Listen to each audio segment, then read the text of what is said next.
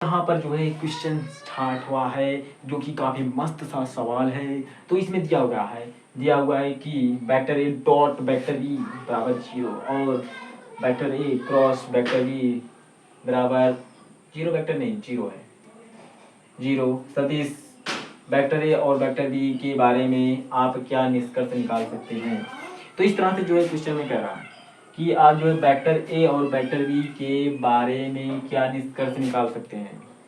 तो इस तरह के क्वेश्चन को लगाने के लिए आप क्या करेंगे, आपको वेक्टर ए और वेक्टर बी के बारे में निष्कर्ष निकालना है। तो हम हल लिखते हैं। देखिए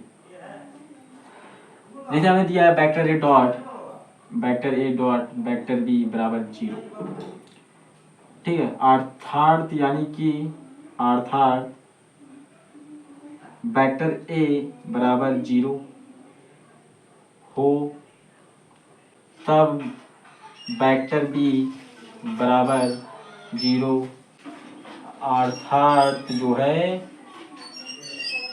अर्थात वेक्टर ए जो है लंब है वेक्टर बी पर, जहाँ वेक्टर ए व वेक्टर बी शून्येतर सदिश है,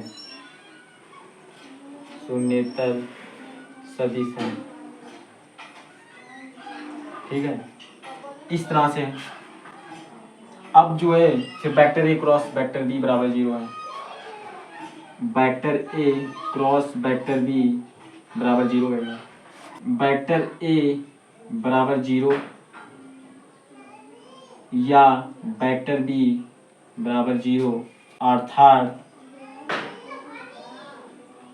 वेक्टर ए पैरेलल है वेक्टर बी के, वेक्टर ए व वेक्टर बी शून्येतर सदिश है,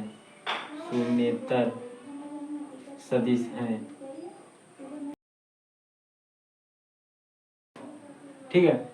फिर लेकिन वेक्टर ए लंब है वेक्टर बी तथा वेक्टर ए पैरेलल है वेक्टर बी के नहीं हो सकता